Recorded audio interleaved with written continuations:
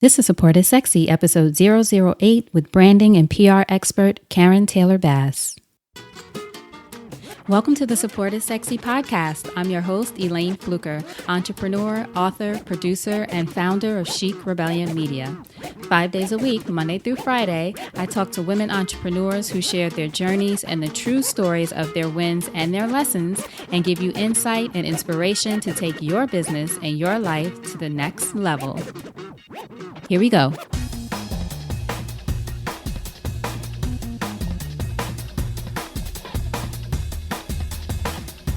Hi, everyone. Welcome to a new episode of the Support is Sexy podcast. I hope you're ready for today because we have a true whirlwind. We have an interview with Karen Taylor Bass, and Karen is a small business coach who offers almost 3 decades of experience with strategic public relations, branding, and marketing. She has helped celebrities, brands, athletes, and entrepreneurs increase their visibility in places like ABC, USA Today, Oprah, and the New York Times. Karen has been a featured PR expert on Dr. Oz, CNN, BET, and an entrepreneur, Essence, and the Daily News. But what I'm most excited about, among all the great things Karen has already done, is that she really shares with us her life experiences and her view on life experiences, which is very interesting, I think, when you reach a certain stage in your life and career. And I will say a certain age, because we are of a certain age over here. But it's really great information. I hope you guys love it. And some of the things you'll hear about are why life is like a basketball game and the changes that you go through in each quarter. How having a coach pushes you to dream bigger, something I'm a big fan of that I've incorporated into my own life. The important difference between your passion and your gift, very crucial. And getting out of your comfort zone, Karen talks about that. So I don't want to go through all the things she teaches us and talks to us about because I want you to hear it from her and truly enjoy it. And without further ado, Miss Karen Taylor Bass. So Karen, thank you so much for joining us on Support is Sexy. Thanks for having me. I'm so excited to talk to you and your audience. My Yay. gosh, happy. Yay, so good. So I have to ask you the first question I ask everyone. When did you first fall in love with entrepreneurship? Probably the eighth, maybe seventh grade. Seventh grade I did. What happened in seventh grade? Well, what happened in seventh grade was, my parents had 2 jobs. And so it was summertime and I had my younger sister, she was 7 years apart. And, just needed something to do.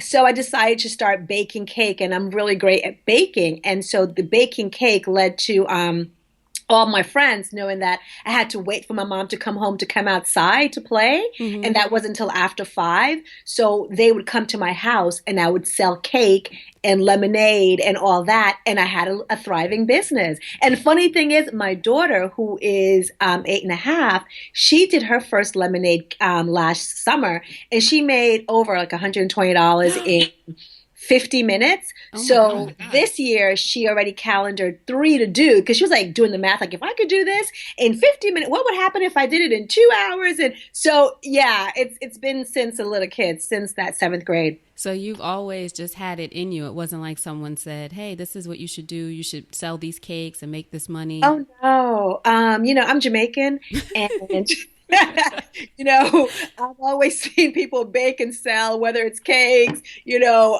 codfish fritters, whatever. But so 7th grade, that's pretty impressive. Is it? I don't know, because some people at that time have a paper route.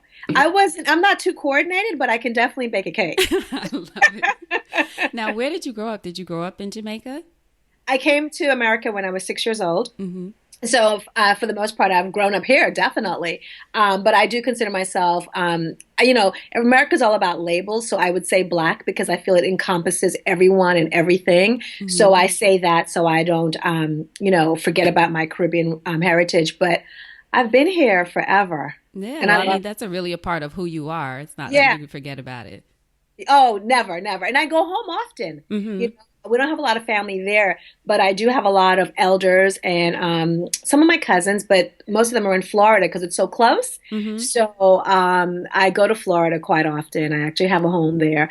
And, I just love being Karen. That's right. Just love being Karen. So tell me, what was Karen like as a child? I mean, obviously entrepreneurial, but just what was your childhood like? What was my childhood like? Well, like I said, I am the eldest. of three. I'm sorry, three. Yeah, the three of us. So I had to think about that. And I mean, there's super gap. Hmm. My sister is 7 years apart. My brother could be my child. We're like 25 years apart. Mm. So it's crazy. And so he was a miracle baby. My mom got pregnant, didn't expect to have him at 40. And so, and funny enough, I had my daughter at 40. Right. That was So me. My yeah. mom had me at 43. Yeah. So, hi, Seb. So what was I like a child? Always a leader, always used to taking care of everyone else because that was what I had to do. I was a latchkey kid. I was cooking at a young age because, being Caribbean, that is what you do. Your parents have 10 jobs. So when they come home, they want to eat. And when I say cook, we're not cooking eggs. We're cooking like curry goat and Like curry, really cooking. rice and pea. Right. This isn't cereal or just some warm oatmeal. This is No. cooking, no microwave. This is real stuff. You burn stuff, you pork chops. I mean, you just throw stuff up and see how it comes out. So just always knowing that I had a lot of responsibility, but never felt burdened. Never felt. I always felt that God was always looking out for me. I have incredible elders. My grandmother, who passed away 4 years ago, was my go-to chick. She was my love, my heart. I lived with her in Jamaica when my mother came to America. So I spent so much time with my grandparents, and they're old souls. So I believe I, adopted a lot of that. Mm. Um, just a regular person, regular kid, but always enjoyed life, and I always told stories. So I think that's why I talk so much because we had story competition in Jamaica in the country with Uh-huh. all cousins on the veranda, and we always had to out each other who did the best stories. So it Were just these stories from your imagination, or you guys were yes, recounting you were about making up stories? we made up stories on the porch, and we talked about from like the boogeyman, which we call the duppy man, to all these different things, The duppy and it just man. kept embellishing, and then it stayed with me. And a lover of books. I love music. I love dancing. I love museums. I love art. I Yeah, love being a mom. dancing. You just did a 2 hour. We should Two mention the hours. 2 hour dance marathon. And the funny thing is, as you get older, I turned 49 in March, and one of the things I've learned is, it's so not about. I used to like, oh my God, I hate this, I hate that because of the coordination. I think I'm still doing the same steps from seventh grade, probably, but I've added a few butt move to it, so it always looks good. Right. The butt move, the booty bounce always makes it look better. Move, yeah, no, a little bit of twerking. Yeah, I love it. It look relatively good. I love it. So now, who Karen was as a child with the storytelling skills, obviously, and being a leader and all those things, how do those things translate into how you do business today? Wow, everything is transferable because all those qualities I possess, I've only honed them better. But I've also, I think a big part of it, I've accepted that is who I am. I think for so long I was so afraid to be that leader because not because I didn't want the title or anything. I was just worried about public opinion. You don't want people to think that you're always out in the forefront or you always have something to say or Mm. you're so opinionated on this matter. You tell the best stories or you have this or but as you get older you literally grow into it, you accept it, you love it. But I think when you start loving it is because you get to a point in your life where you're so in love with who you are, and it takes such a long time, at least for me, to get to that point where it's so unconditional for yourself that it just emanates and it oozes. And so everyone else around you now, they begin to accept that you are a leader, you are this, because you don't have to force it upon them. They just see that it's something that's so authentic within you that it makes the job easier to do. I love that. Now, how did you step into this sort of being who you really are and having that be obviously developing more and more into your business? How did you get to that point of self acceptance? Was it Challenges. just growing older or was it? It's challenges. It's called life. It's called stumbling and falling, and just feeling like you're out of sorts for answers and you don't know what to do. So you're looking for that pivot. And I always believe that I tell myself that life happens like a basketball game because I'm a huge sports fan. And so I live in 4 quarters. And, the first quarter, you're a child and everything is amazing and fresh and new and hopefully everybody's supporting you. Then you get to the second quarter where, the game is on the line and maybe you only have 5 minutes, literally not really 5 minutes, Mhm. but you're making these decisions, these hard decisions. Maybe it's about a job, maybe it's about a bill, maybe you're in debt. Maybe the business that you wanted to start is not working. You're not getting clients. Everything is, your life is on the line. Maybe you have a child now and you have postpartum and you're dealing with issues and you can't get a job. And these are the stages and places where you become who you are because all you realize is all you have is yourself.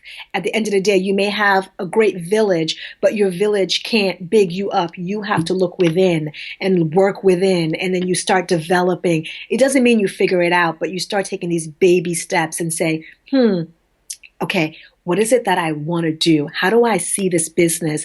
You realize that you are a part of this business. How can I grow? What is everyone else doing? Maybe I need to go left, not right. Maybe I need to just stop and make a U-turn. What really is my strength? Let me ask some people. Let me invest in this. Let me take out a loan to see how I can best run this business more efficiently and effectively because I'm not going to get a job. So it's those real decisions in the second quarter Right. that makes you pivot. So I'm in my third quarter. I just started that now at 49. So, the road has not been easy. It's been a great road because I'm here and I've learned so much. But going through the first half of it, and it's so funny that 50 is that half that I'll be approaching next year. You see things so differently and things that would bother you in your business just roll off of you because you understand that what God has for you is really for you. And if you stay with it, it just starts to have a domino effect. So I am at a point in my business where I am literally having seconds and thirds. And, 7 years ago, I was starving for a meal. Mm. So go through that. And you have to ebb and flow in business. But, the more you do, for me, I don't think it's successful. I had to pare down and really understand what is it that my clients want? What are my strengths? How can I use it for the next level? How can I marry that with my family? How can I marry that for preservation? And how can I marry that? Because for me, it's not about the notoriety. It's about getting paid. Right. I know a lot of people who got notoriety and are like hungry. I don't want to get caught up in that. So I'm okay with being in the background. I am okay with being in the foreground. I mean, being up front. I'm okay. Whatever it requires, the assignment, I'm okay with it because I'm in a good place. But it's taken me a lot of growth in the second quarter to literally be here in the beginning now of this third quarter where I can understand my business, where I actively now do a profit and loss every 3 months. So I know what I'm working with, what I'm doing. I didn't do that before, so I have a great team around me. So when they say, I need your P&L, I know I have to have it. Accountability for my Right. business. When you are an entrepreneur, you need accountability. You need people telling you, okay, I'm great that you do this, but if we don't have a P&L, how are we knowing what we're doing? How are we making money? What are we not doing? What are we wasting money on? What do we need to invest more in? Does this require more of you, or is it something that you can outsource? Or those are all the things that you begin to understand and appreciate when people and ask you for that. And you're like, it doesn't become like, oh, something else to add to my to-do list. It's like, I want to know what my P&L is because how can I move forward if I don't know what I'm bringing in and what I'm spending on and so forth? And a lot of my business is essentially relationships. Mm-hmm. All relationships. 99.9% of the work I do is relationships, but also residual relationships coming back, giving me clients, maybe clients that I had 10 years ago, they have a different need now. And what's happening because of social media, there are a lot of younger people doing what I do, which is strategic PR and branding. But here's the funny thing about it, because you're a lot of young people, as you get older, there's such a need, a niche for experience. Right. People who have been in the battleground, people who have fought, people who have lost the war but got back up and said, okay, I'm not going down. So experience really has helped my business now with social media. I hope I That answered your question. Yes, you did. And then some. That was awesome. I want to ask you one thing that you mentioned among the many great things that you mentioned is your accountability group. Is that part of a mastermind? Are those friends? Or what does that look like? Is it part of your support network? It is part of it's a combination, but I would have to say it's more of a mastermind. I do rely a lot on my friends for things that relate to Karen, Mm-hmm. maybe my personal branding.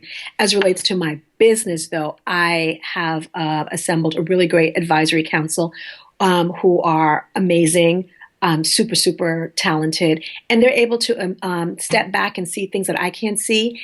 And they have been there before. So they understand where I'm trying to go.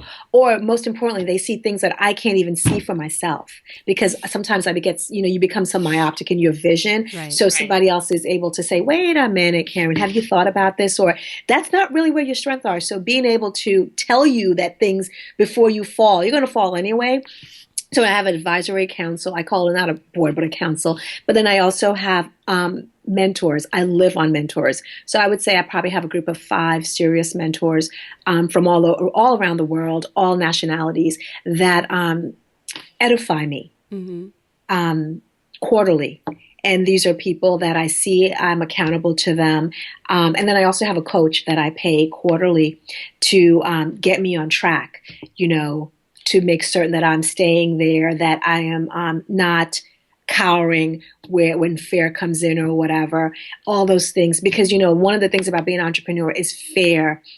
It's so paralyzed and it's so deadly because when you are, especially for me, I hire consultants, but most of the stuff I do myself. So when your brain, your mind is so active, and when you have a slow period, you have so many different noise in your brain. You have to filter, and sometimes those noise are not effective.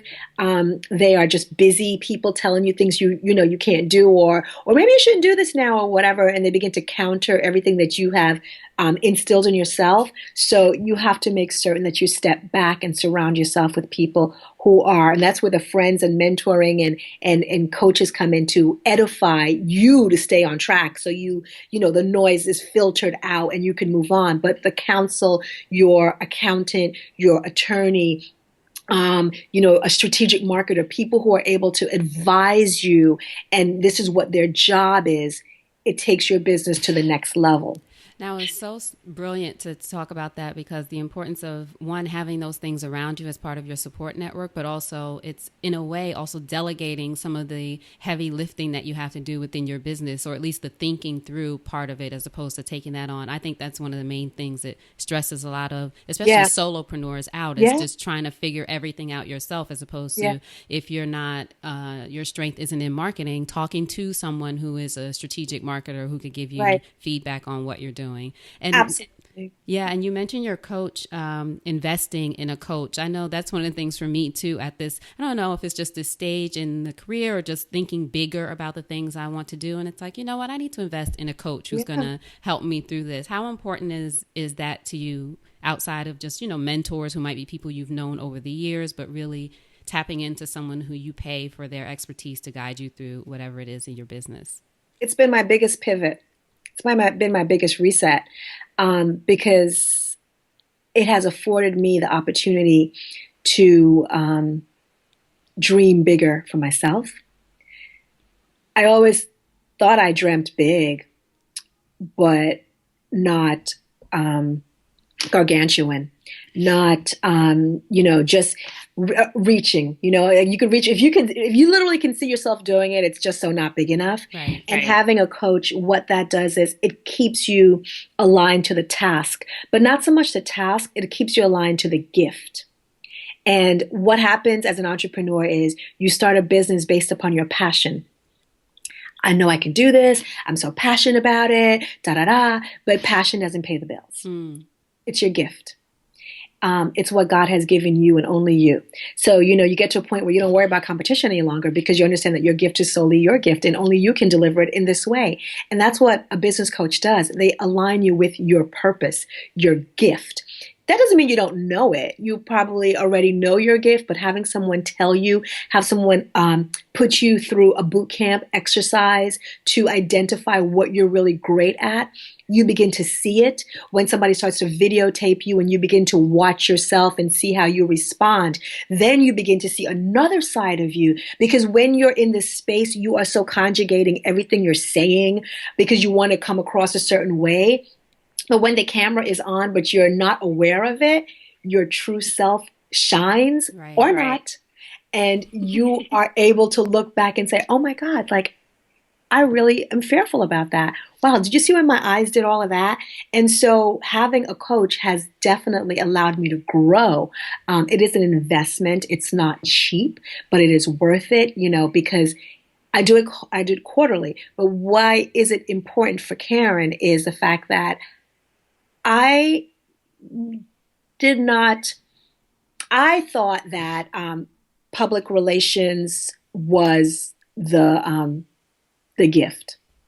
I really thought that's what it was, like telling stories and being able to take someone's vision or their talent and gift and, write it to appeal to the masses. Right. And you've had some very big clients at your company, Tailor Made Right. Media, with doing so. Right. So, you think that's what you do because it's you're comfortable with it. It's effortless. But then, my coach has taught me that that's not my gift. What my gift is just my authentic power of being myself, where I'm able to go into a situation and empower the person next to me to see themselves bigger than they even thought. So, essentially and effectively, what I am is actually a motivational speaker. What I am is a person who can tell a story, who can write a campaign, but I can make it so unique and so niche for that person that they start to embody what I tell them that they are. Right. I love So, that. Now, yeah. why are, not sure I want to project on some people, some of us, afraid of embracing our gift and instead we just stay glued to our passion. This is what I'm passionate about. This is why I want to do this. And then our gift we, in some ways, ignore. You know, I think you could only be as good as who you are around. And, if you're still around the same people that you were in the seventh grade, or that's great. That means that you know how to hold friends, and that's a testament to you. But those friends may not have grown to the accelerated rate you have. And so, when you're young and your parents would say, you're only going to go as far as your circle. Right. It's That's what really it meant. true. Yeah. So if you are still stuck and your friends are still stuck, or if you have a bunch of people who are same where you are, how can you know what the next level is? If they think that you investing in X, Y, and Z is worthless, then you're not going to want to do it. Also, if you have a group of 10 people and 3 of them are doing it, 70% are not. Right. So you're already at a disadvantage. So it's really about that mind shift and why we don't make that shift to come out of passion or that comfort level. Because it's not just fair, it's because we feel obligated to stay with people who have stayed with us. And we don't realize that, I've had to realize that it's seasonal. The hardest part about living in the second quarter, before or just recently coming out of it, is when you're getting ready to shift into another part of your life, another another decade, Right. you begin to lose a lot of people who have been there for you, a lot of people that you love, you thought were ride or die. It's so hard. It's painful. I remember I spent 3 years crying, prior, because I was losing my friends. We just were having these fallouts and things that were just, that we couldn't reconcile. And I had to come to it. And then my coach was like, they've lived their purpose.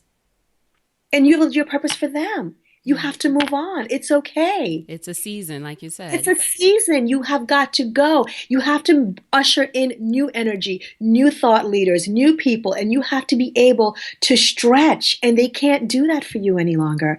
And that was painful because I didn't want to go. Right. It's one of those things that I've noticed that too, even with me, whether you distance yourself from people or not, but you naturally just get this sense that you need something more. Like I have my very close friends I have friends from childhood, but really close girlfriends from college. But even Right. there, I still look outside, like who are some other people that I can get around and Yeah. just see what, like people who are a few steps ahead of you. That's what they say. That's what you You need to have surround to. yourself with. Yeah, and I realize my game changed when I'm surrounded by people where I think I'm the weak link now, you know? Right. That's what they But say. You have to be, if you're too comfortable in the room or you're the smartest person, you're in the wrong room. I'm like, I'm trying to catch up. They're having all Right. these conversations and all I'm doing is now it's like I'm listening. They're pouring into me. They're inspiring me. And I haven't had that for so long. I've always been the pourer. So now it's just like, wow, I see these remarkable people and I'm amazed at what they've accomplished. And it's just like that being the fly on the wall and just taking it all in and just Right. listening and yeah, you gotta just get out of your comfort zone. And it's great, like I said, just to go back to passion. Passion will fuel you, but it won't keep you. Yeah, that's amazing. Great advice, Karen. That's great. So we Thank you. talked a little bit about tailor-made media. What year did you start your business? I know that was the first iteration of it, but Yeah, I was that gonna say was I stopped it so many times. But I will say the first time I started very small was when I was at EMI Records working with D'Angelo. mm-hmm. And so I started it just writing campaigns and so forth. And it's funny, one of my ex boyfriends who became a fiance, he was the one that said, you should really call your company Tailor Made because I see everything you do is so tailor made and da da da. And I always say that was the best thing about the relationship was that idea and If that he name. didn't give you Oh anything my God. else, it was So that. that gave me that. And I was like, great, let me go trademark this and everything.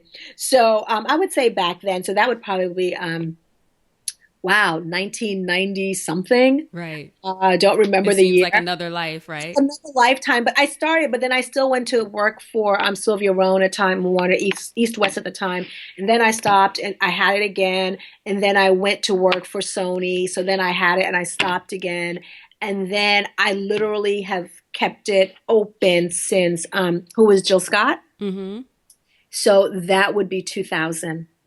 Awesome. And Yeah. now your business has evolved beyond strategic PR and you're doing so much more. What are some of the things that we'll talk about it in detail more later, but how has the business in particular evolved from PR to what you're doing now? So, a funny thing happened on my way to the store. um, the business evolved where people started to and you were Elayne, I thank you for this. You planted that seed when I was pitching you for something and you asked me and you said, have you ever thought of doing it, of being that person, being that Yes. that was you. I never even thought about that Oh, yeah, you know absolutely. I can see it in you. It just comes off you. so what the business is, yes, I still do strategic PR and marketing. I have two amazing clients, and the thing about that is what is two, and two may seem like you only have two, but what I'm able to do for them, I'm able to charge. So it's not about the quantity, it's the quality. Because when you're working with people who are on a top tier, they value you, they're paying you. Right. So before, when I started my business several times over, I had to take on, say, 5 to 10 to make that And then you're so stretched trying to stretch, satisfy all of them stretch, as opposed stretch. to, Now I'm able to take on two and be that, for them, that, if they need me at this time of the night, like I'm getting paid to show up and have answers. At the other end, I do coaching. I'm probably coach strategic PR coaching for entrepreneurs, which has become my niche. So it's small business, it's entrepreneurs, it's women. I probably coach five clients per week. That is awesome and amazing. I love it. So that, and then I'm also part of this program, this pilot program from the mayor's office. It's called We Connect, Women Entrepreneurs Connect. So out of several thousands of applicants, they selected 18 of us. It's a pilot program where we literally are part of their small business services, where we go out all over New York City to talk to small business entrepreneurs, to give them the tools. So my specialty is marketing, branding, and PR. That is what I talk about. That's what I get in front of them. It's free for them. The city of New York takes care of the mentors. So it's a mentor-mentee relationship. So it's also a way of me giving back. So that's also just like, I don't know, taking my business to the next level. That is awesome. Being part of this. And then I do a lot of things with different brands as a brand mom, behind the scenes, testing different things for them. One thing about the business, it's very important to say that I do a lot of ghosting, and Meaning? I do things behind the scenes that you will never know that I've done, or hear my voice or see my name. But I've realized as I've gotten older that it's very important to do that because it's very lucrative. And I liken it to Carrie Fisher. Her body of work is on so many Hollywood scripts that you would never know it. She's a ghostwriter, very much in demand. She's getting paid top dollars, but she doesn't get the byline. Right, because she'd rather take the compensation as opposed to the Absolutely. byline. So Right. you've got to pick where you want to go. Some things you can ghost, some things you can appear.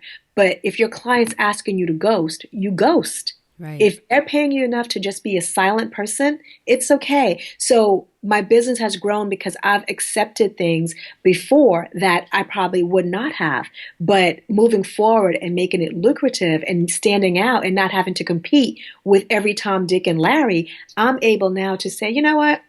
They can have that. I'm over here doing this, ghosting, and it's doing so and so. And so I love it. And then my books, you just start to have these different residuals of business, and then they start to develop and everything. And it's always passive income because you're not doing anything. And one of the things about being in the first and second quarter of your life, you implement systems that you don't know why you're implementing them. But when you get to another quarter, people are going to call you and say, listen, do you know how to do so-and-so? And you just go through your files. Now it's Dropbox Right. or the cloud. Right. It's not the file cabinet. Right. You know what? I do have something for that. How much would that cost? So the trick here in having your business sustain is create programs, create campaigns, create documents, create whatever it is that you know will have a long lasting effect. Templates that people can just use as they choose, but they pay you for that. That's right. On my website, I have this e-shop, and I really didn't think it was going to be as successful as it is. But I had a joke last week. I was with a client in DC, and I woke up and I checked my mail, and I was like, oh man, I made a couple $100s while I was sleeping. And she said to me, how did you do that? And I said, in my e-shop, I have NDAs for entrepreneurs, non-disclosure agreement. Right. I have sample business contract. I have tools that they need. And the thing about it is they're all downloadable. They're PDFs. Mm-hmm. So you create, as doing this for so many years, you see what entrepreneurs, where their missteps happen. So you create something for them that's very turnkey. So if they need to get an NDA, they go on my website and get $2.99 and download it. They need a sample business contract. They get it for $1.99. They go in, they change it, they custom it for themselves. But it's certified, it's done, it's proven. I've used it. So creating programs that entrepreneurs, small business owners, women who are always a step back can actually have a giant step forward. They don't have to recreate something. That has helped me be sustainable. I love that. That's such a brilliant idea. Now, your website, I know we're going to say it at the end, but what website do people go to if they want to download those things? KarenTaylorBass.com, and it leads you to TaylorMadeMediaPR.com, the brand new mommy. I've just made one now. One place. That's good. One place where all of that's what I'm doing too. But you use all the URLs, they still take you there. Right. But it's TaylorBass.com. And that is the brand. That is the brand that I've been working on, that I embody. So you know what? It took me a long time to just accept that was the brand, that the brand is not TaylorMade Media. That is the parent company. It's Karen Taylor Bass. I know, that's right. I'm with you. Love it. Hey. So let me see. So when your business was rocking and rolling from the PR angle and then moving into the other things you were doing, then you hit 40. Yes, the lovely 40. And that's when you became pregnant, right? Mm-hmm. I got pregnant at 39, delivered at 40. Delivered at 40. So tell us what that was like during that period. I know there were a couple of months where you had to really slow down after living a fast-paced life. So I always wanted to be a mommy. It's something that I always wanted to be. I don't know why, but that was like I wanted that gift to be able to be a mom, but also carry a baby. So I was blessed to have a child at 40.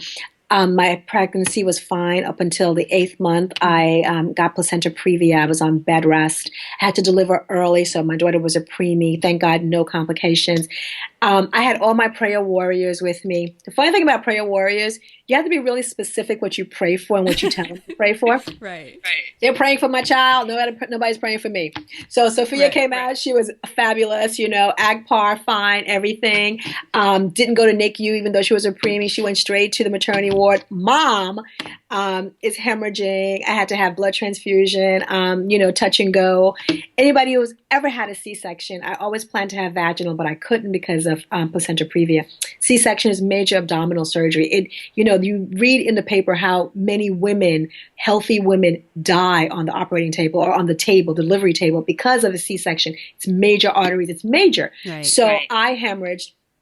Not right away. When I came out of the recovery, 2 hours later, it's normal, natural for you to bleed after having a baby and so forth. But I realized that I was really bleeding profusely. So I told the nurse and the doctor, and they wheeled me in. Make a long story short, life is about choices. So they gave me a choice. The choice was I could choose from having a hysterectomy. I can have a hysterectomy. They could manually pull out my clots, or I can have something like a simulated abortion. Okay. So I went for the manually pulling out my clots. Sorry for being graphic. But what that did was I lost a lot of blood, so I had to get a transfusion. At that moment, because of transfusion, I literally felt that I went through another level of life where I was getting an infusion. I don't know whose blood it was, but I swear to you, Elayne, I felt so different after. When I came out of the hospital, I did breastfeed for 2 years, but I never felt the same. I Googled, when you get a blood transfusion, do you take on the person's blood? Because it was so different. Right. Different how? In what ways did you feel different? Just felt very insecure. I just felt like I was in an altered state. I didn't feel like myself. Now, I think a lot of that was postpartum. Probably all of it was.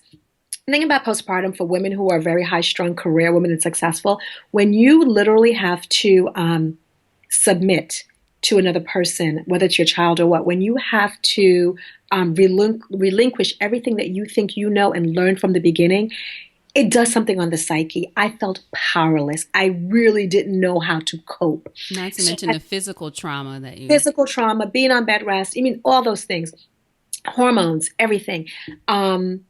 I was definitely out of pocket for a good 2 years. Even though I was still present tense for my child and children and family, I wasn't the same. All my friends knew, my husband, everybody saw something different in me. So 2 years. I remember when I joined, after year 2.5, I joined a support group. I started to go to therapy. I wanted to get back to healthy. I was never medicated. I remember going to my doctor and he suggested, and he said, but if you take medication, you're going to fix one problem and get 6 more. And I was like, okay, I'll just go through it, work through it. The biggest pivot for me was yoga. It was the first time I felt in control. What did your doctor suggest that, or how did you come to yoga? Was it just you were researching your support group? I joined a group of Mocha moms, mothers of color, and a lot of the women had gone through what I'd gone through, and they suggested that I go through Bikram yoga. And why they suggested that, which is hot yoga, is you are in a room for 45 minutes and your commitment is to be present tense. Now, I never had anxiety before. All of a sudden I had anxiety, I had all these new things. And when you have anxiety and your mind is racing, the goal is always to be present. So yoga allowed me to stay present. Plus the room is damn well hot. Right, exactly. You can't think about it, try not to pass out. Right. So for 45 minutes, that was my first step of being conscious, being here. And it was baby steps, baby steps, baby steps. And I worked my way up, up, up. Then I incorporated other things and I started to go out more and do this. I lost some friendships because of that, because I just felt like a different person. So I think I said some really horrible things I would probably normally not have said. I probably would have been more patient with people. But I was not, but I apologized after the aftermath. But it was probably too late for some friendships. But such is life. What happens when you become married and when you have children, you realize you're going to lose a lot of friends. If your friends are not there, somehow something happens. It does become a shift. And people could say, oh, I'll never be like that. I know when my friends were having children and getting married, I knew they were like, well, I can't do this. So you begin to say, the relationship changes. It changes. So when it's on you, you have to give them a pass and understand. But all that to say is I would never, ever, ever regret, turn back having a child at 40. It has been the best blessing. I don't think I would have grown my business, have advisory council where I am now. My children forced me to create a different business model, to be lucrative, but at the same time be present tense for PTA, school trips, SATs. I am that chick. I am that. I'm not a super mom, but they know that mom is busted. But you are a present mom. I am present tense. That is the best gift you can give to your children and to anyone and to yourself, is to be in that moment and understand that it will pass. And you can either enjoy it or look through the pictures. I want to be here for it. Wow, that is awesome, Karen. Now, listen, talk about becoming the brand new mommy. I know that's not as much a brand that you're focused on in the forefront, I should say, as much. But during that time, after that time, you reinvented yourself. Yeah, the brand new mommy was great for me because it allowed me to just write my thoughts down and purge and connect with a community of women who were going through the same things, and we inspired each other, and we became kindred spirits and souls. And it started as their blog, the brand new mommy.com. It started as a blog, just blogging and just putting my thoughts out on paper and just being naked. And it grew and it started to grow, and then opportunities. But at the same time, I realized as my kids were getting older, I really didn't want to talk about them. Like on to the next thing. Not me. Right. So, when people are like, oh, we're doing this. Can you talk about Johnson & Johnson? And I'm like, oh, I'm out of that stage now. Right. But beginning, it was a pivot for me to create this brand, to be able to identify things I wanted with it.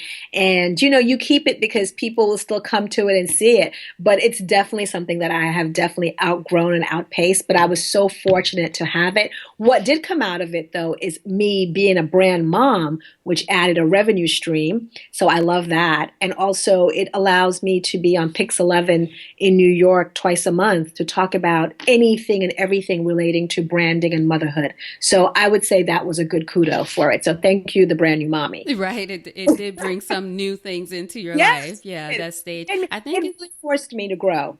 And I think it's important, too, what you just said. You sort of mentioned it before, but just this idea of you were doing this for a while and now you've grown beyond it, or you're in a new stage. Life happens. Your kids are getting older. You're not coddling a baby anymore. Yeah, the stages change. Sebastian was 16, my bonus. Oh, my gosh, I can't. He's going to be 17 this year. His sixth one. He just had his junior prom. We're visiting colleges. Sophia will be 9 in June. So the brand new mommy, I don't think so. Not too new anymore. I love it. But how important is it for moms to reinvent themselves, for all women, but especially for moms? It's everything. It's everything because the person you are before you're pregnant is not the person you are after. So, you have got to be able to realize and accept that. And that's a struggle for us while we go through all these different things. But the minute you accept the fact that it's a phase and you don't rush the phase, you enjoy everything from the walking to the crawling to them, on the phone. It's a stage, it's a phase, but you've got to understand that, as they grow, you grow. And it presents another shape and dynamic of your life where you're able to usher in who you really can be. And your kids will thank you for it because they see you now differently. Right. As they get older, they see you differently. Yeah. And they need different things from you. At different stages of their lives. Absolutely. I love that. Now, do you believe there's a lot of debate going on about this right now, work-life balance? Do you believe that's possible? Especially for entrepreneurs. I don't believe it's possible in a true sense of the word, work-life balance. What is possible is how you define it and how you live it.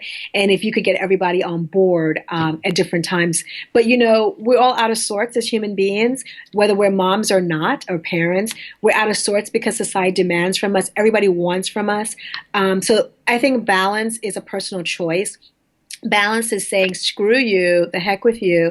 I'm taking a moment today. I'm doing a dance marathon and you will figure it out. Right. That is balance for me. You have to define it. And every day there's a different definition. The most you can do as a parent, as a mom, whether you're a single mom or whatever, is just to let people have realistic expectations of what this gift of motherhood is.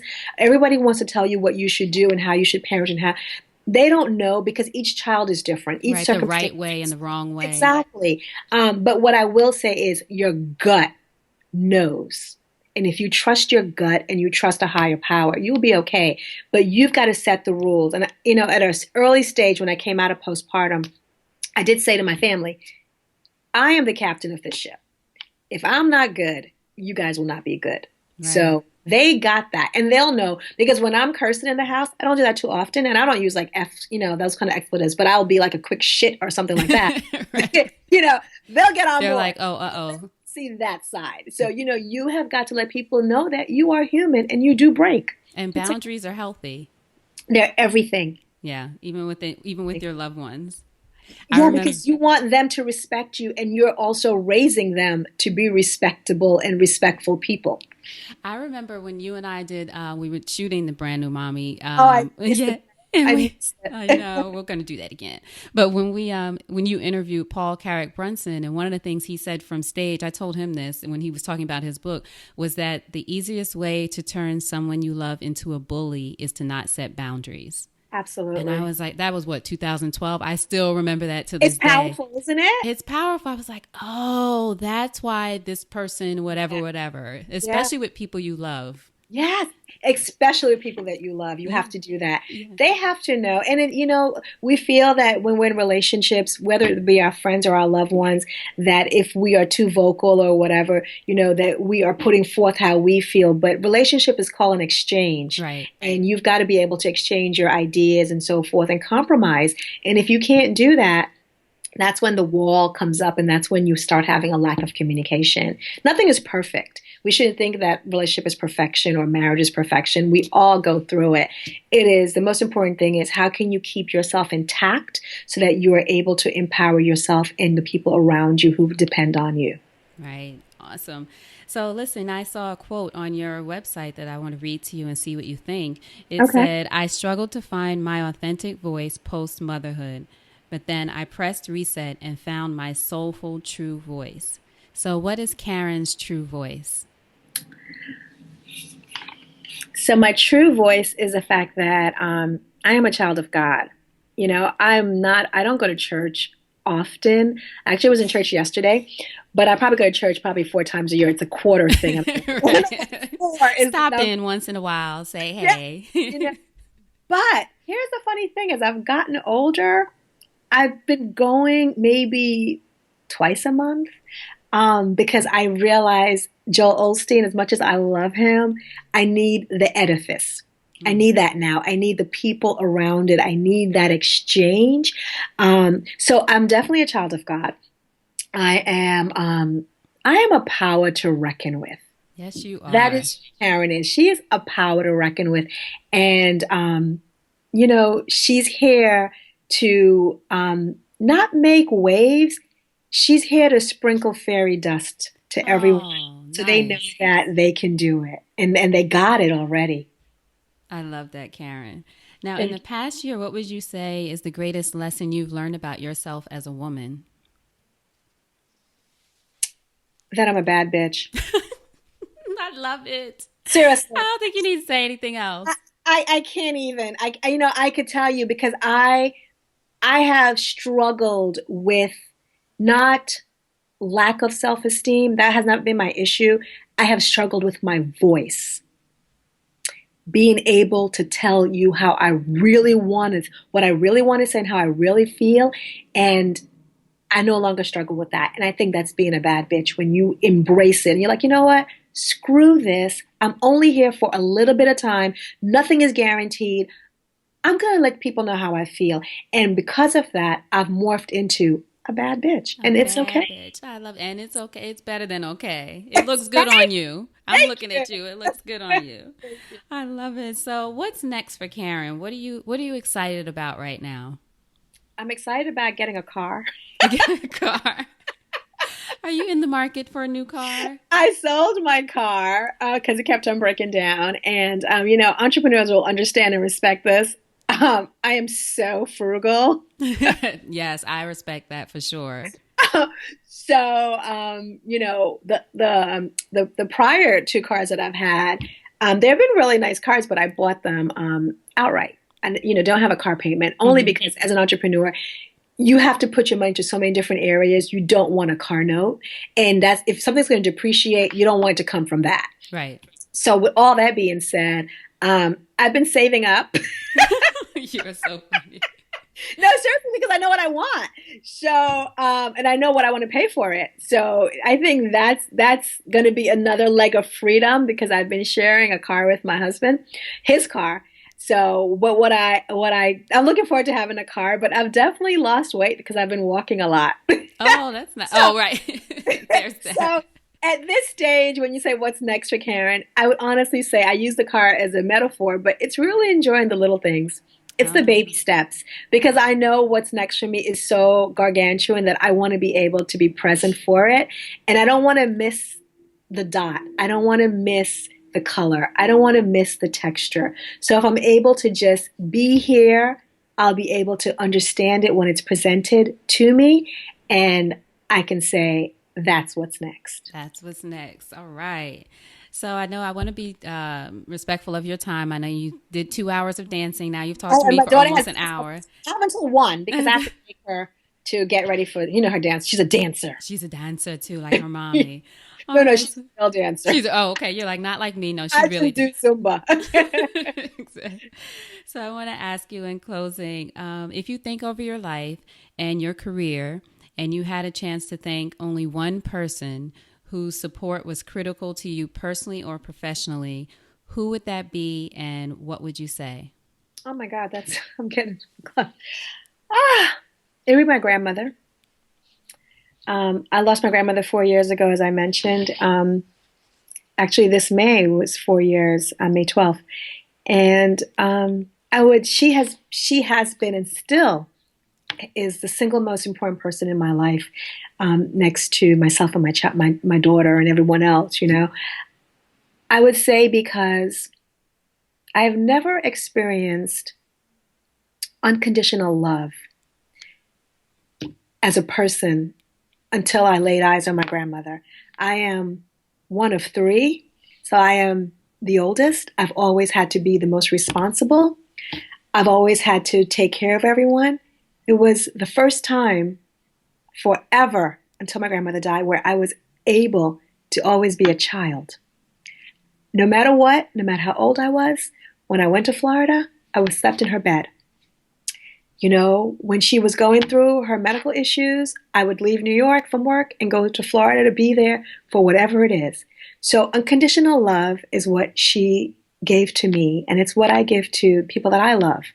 Because there's nothing better than being able to be yourself and having someone look at you and tell you that no matter what you do, no matter what happens next, you're going to be okay because I have you. And that's what she gave to me. Oh, Karen, that's beautiful. Thank you so much for sharing that. You're getting me misty. And as you get older, you just get really emotional. I was talking to someone else a few weeks ago, and she was talking about her grandmother, actually, the same thing, talking about her grandmother. And we both were like, why are we crying? This is just, you just connect in a different way, I think. And after you've lived some life, as they say, you begin to see just how much those people did for you. And the sacrifice is, it's so effortless. You don't even, even though they they're do it without thought. Yeah, like my first platform shoes was from my grandmother. What's so funny? I was in the 3rd grade and my mother said I couldn't wear it for a whole year. No, I would put it in my book bag, and then when I got to school, I'd put it, and then I would tumble down the hallway and pick up. But she gave me my first platform shoes. So it's those little things, or how a grandmother's love. And when Diane Reeves made that song, it's unlike any other person wrapping their arms around you and looking you in your eyes. It's different. It's a gift from God. A gift from God. Amen to that. So, Karen, how can we support you? Tell us. I'm going to put it all in the post where the links will go and all of those things. But what would you really love people to know about? How can we support you? First of all, thank you for this platform. This has been awesome. When you Thank said you. minutes, I was like, God, dang, I know. I know you. here I am talking up a whole hour on that. I know. I'm like, girl, you got to go. I know, right? You know what I would really love for people to do? I would just love for them to visit my site, KarenTaylorBass.com. But when I say that, I mean visit it. Really come on, look at it, read about it, go to the different pages, see if anything resonates with you. You know, I can be up here pitching this and pitching that, but that's not my nature. I want you to understand what the brand is, and maybe it's for you, but if it's not for you, it might be for someone that you know.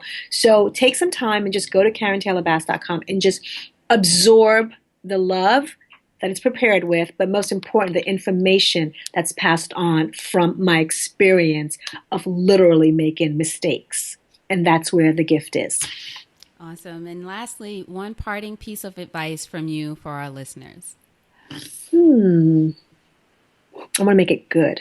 You've made it all good.